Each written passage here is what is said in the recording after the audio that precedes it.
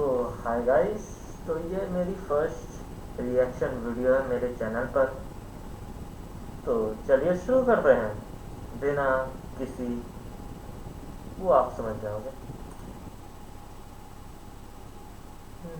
Mix करोगे तो बनेगा। सर, मैं आई गो टू टॉयलेट। ये लो चले। मेरे साथ ये बहुत बार हुआ है सर, जब भी पढ़ाते मुझे टॉयलेट ही जाना होता है, उसमें अलग ही मजा आता है। मुतने साहब ब्रेक में नहीं जाते बनता क्या? वो सर ब्रेक में अजीब। हमारे स्कूल में सिर्फ एक ही सर है जो ऐसा करते थे, तो वो मैथ वाले सर। वो हमेशा बाथरूम अभी जाना है बाद में जाइयो, ऐसा एकदम स्ट्रिक्ट वाले। बाकी सर बोलने से तुरंत चले जाने देते थे, लेकिन वो सर सबसे ज्यादा डेंजरस थे। चलो आगे देखते हैं। सी चीजें होती है टॉयलेट में। ये क्या? ये बैटल तो बड़ी खतरनाक लग रही है। चड्डा मैं इसकी एनिमेशन मुझे सबसे ज्यादा पसंद है। इतना मतलब कॉमेडी वाइज है ना, मजा ही आ जाता है एकदम। तुम्हें चुनता हूँ। चड्डा चड्डा चड्डा चड्डा एक रॉक टाइप पोकेमॉन जिसका बाप ऑटो चलाता है और ये भाटे मार के लोगों के सर फोड़ देता है। पागल सा कहीं का। ये चड्डा को कैसे हराएगा? हाँ अब इसको क्या होगा? पापे मैं तुझे चुनता हूँ। पापे एक पंजाबी गैस टाइप पोकेमॉन जो कि मूली का पराठा खा के इतनी जहरीली ठुस्ती मारता है कि पूरी। ये सीन मैं बोल रहा हूँ, कभी भी अपने बच्चों के साथ मत देखना, क्योंकि वो तुम्हारी मार देंगे कसम से। देखना हो तो अकेले में ही देख लीजिए। दुनिया खत्म हो जाए। पापे एटॉमिक गैस ठुस्सी। खा के उसके बाद गैस ठुस्सी, तुम सोच ही सकते हो नाम से कि भाई होने क्या वाला है। और ये सीरीज मैं देख रहा हूँ, ये मेरी बहुत बड़ी किस्मत है। भगवान से मैं प्रार्थना करता हूँ ऐसी सीरीज सिर्फ मैं ही देख सकूं, मेरे बच्चे ना देखे कसम से। चड्डा चड्डा क्या करूं? मुझे नहीं पता भाई, मेरे तो बीवी बच्चे हैं। पोकेमॉन के भी बीवी बच्चे हैं। वाह क्या सीरीज है भाई, तो भाई सल्यूट है सल्यूट।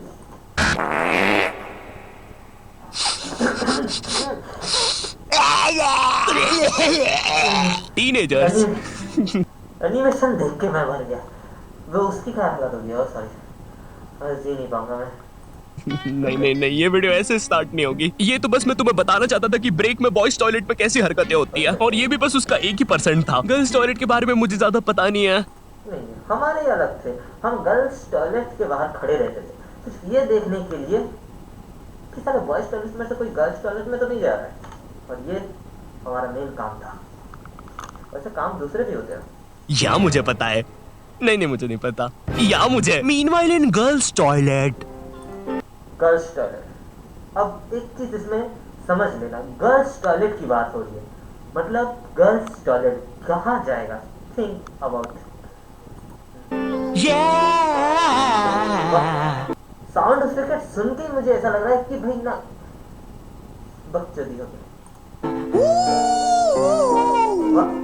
ये भाई सोच रहे गर्ल्स टॉयलेट में जाने के लिए भी आई स्कैनिंग हो रही है, मतलब कितनी हाई लेवल की होती होगी। गर्ल्स टॉयलेट में किसी का जाना अलाउड ही नहीं है, सिर्फ गर्ल्स जा सकती।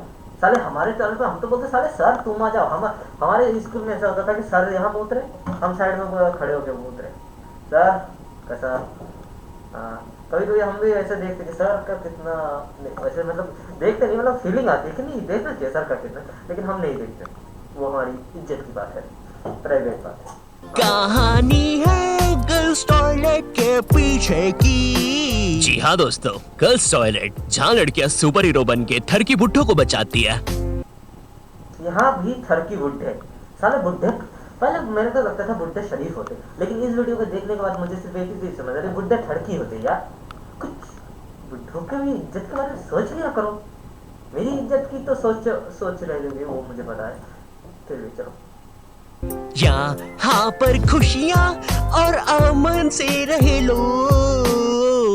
ये वॉइस एक्चुअली गर्ल्स की है, तो फीलिंग आ रही गर्ल्स वाली वॉइस की मुझे आ रही है। ये आवाज सुन के मुझे लगा कि नहीं ये एडिटिंग गर्ल्स ने की है। यहाँ रहते हैं खुशियाँ, हम तो बोलते सारे दुनिया ही भेज के खा जाओ। क्या? अरे भाई फिर तुम ही बताओ, लड़कियों को इतना टाइम क्यों लगता है बाथरूम? अरे मुझे कैसे पता, मैं थोड़ी ना लड़कियों के बाथरूम में जाके देखता हूँ। हाँ तू क्या समझ रहा है मुझको? मैं छोड़ो यार, मैं वीडियो स्टार्ट करता हूँ। टीनेज, जब बच्चा अपने आप पर ध्यान देना शुरू करता है, वो कैसा दिखता है, उसके बाल कैसे है, वो यहाँ पे भी मुंह में पिंपल। पर साला मुझे एक चीज समझ में, मैं जब स्कूल में था तब मेरे चेहरे पे भी पिंपल। मैं कॉलेज में हूँ तब भी पिंपल, मतलब साले ये पिंपल मेरे पैदाशी है कि नहीं, मतलब हर टीनेजर बच्चे के पिंपल होंगे। और साले मेरे दोस्त तो कमी है, पिंपल मतलब करता है। लड़कियों के पिंपल, अरे वो तो ब्यूटी ब्यूटी तेरी ब्यूटी की। चलो आगे देखते हैं हम लोग। वो क्या पहनता है और जब उसे पता चलता है कि उसका तो सब कुछ ही बर्बाद हो रखा है। मुझे भी पता चला था जब मैं स्कूल में जाता था, मुझे भी पता चल गया था मैं सब कुछ ही बर्बाद है। चलो आगे देखते हैं। मुझे याद है 8th 9th में मैं अपने पूरे बाल खड़े करके स्कूल जाता था, बिल्कुल टेक्टन 7 की ये जिन कैरेक्टर की तरह। तेल पानी लगा के स्कूल निकल जाता था, स्कूल पहुंचते पहुंचते बालों का ऐसा रबड़ी नूडल बन जाता था। खैर ये फिर भी अच्छा लग रहा है क्योंकि ये रोनाल्डो है, मैं रोलेंडो लगता था। स्कूल यूनिफॉर्म भी ना मेरी माँ ने मेरे को बचपन से बड़ी ही पहनाई है, और ऐसा भी नहीं कि 1-2 नंबर बड़ी, सीधे 4 या 5 नंबर। मेरी भी ऐसा है। और बोलते क्या है पता है, मेरे स्कूल ड्रेस बड़ी होती तो बोलते थे अरे अगले साल काम आ जाएगा। साले अगले साल मैं स्कूल छोड़ दूंगा लेकिन फिर भी ड्रेस बड़े बनना है। क्यों? अगले साल तू नहीं तो तेरा भाई पहन लेगा। ऐसी होती थी हमारे मिडिल क्लास फैमिली। और इसकी तो कुछ ज्यादा ही मिडिल क्लास लगी है क्योंकि इसके शर्ट नीचे तक आ रहा है। खैर आगे देखते हैं हम लोग। नंबर बड़ी। स्कूल में जो बच्चे होमवर्क करके नहीं आते थे ना, वो मेरे अंदर आके ही छुपते थे। इतने बड़े कपड़े। छुपे रे भाई, बहुत जगह है यहाँ पे तो। अरे तुम दोनों? आप कौन हो? अरे मैं पापे हूँ। पापे?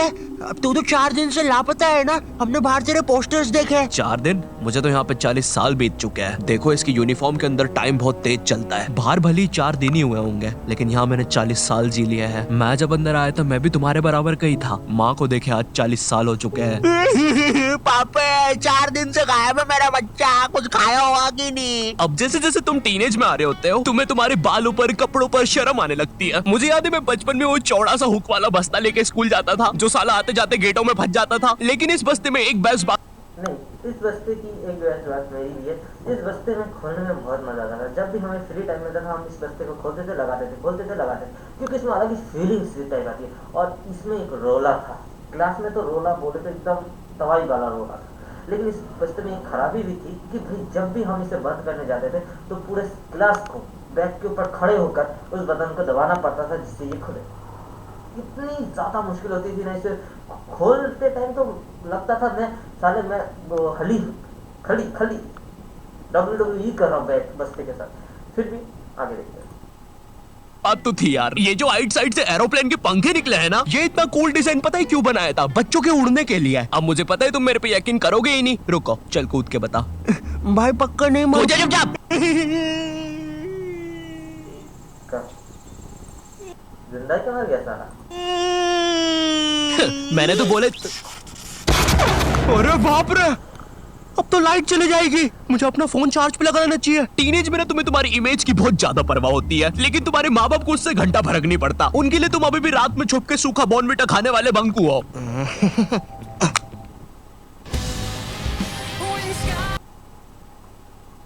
सच में ये ऐड मुझे मार देगी। ये ऐड में सबसे ज्यादा फीलिंग होता है। अगर ये तुम्हारे उस टाइम में आ जाए तो बहुत ज्यादा फीलिंग होते है।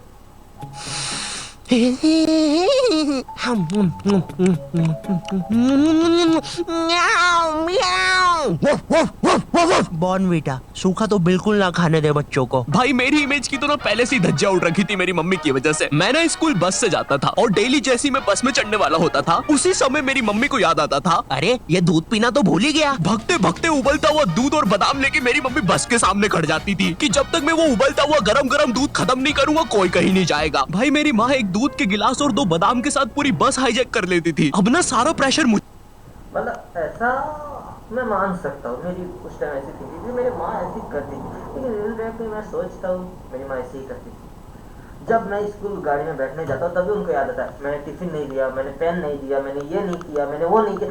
जब मैं स्कूल जा रहा हूँ तभी याद आ रहा है पहले क्या कर रहे थे। मुझे भी साले समझ में नहीं आता। ये हर मॉम लोगों की यही प्रॉब्लम है। बच्चा जब कहीं जा रहा है तभी उनको याद आता है कि नहीं ये काम नहीं हुआ, पहले क्या था, पहले क्या था मेरा। सॉरी मैं भावनाओं में रह जाता हूँ कभी कभी, लेकिन चलिए वीडियो शुरू करते हैं। मुझ पे होता था क्योंकि मुझे वो 100 सेल्सियस का लावा जितना गर्म दूध 10 सेकंड खत्म करते हैं। मैं और वीडियो नहीं देख पाऊंगा। इंडायरेक्टली मैं बताना चाहता हूँ मेरी आत्मा मर चुकी है। ये वीडियो देखने पर मेरे अंदर की फीलिंग जाग जाएगी, उसके बाद मैं आपकी फीलिंग जगा दूंगा। इसलिए आज के लिए इतना ही काफी है, बाकी कल देख लेंगे सीधी बात।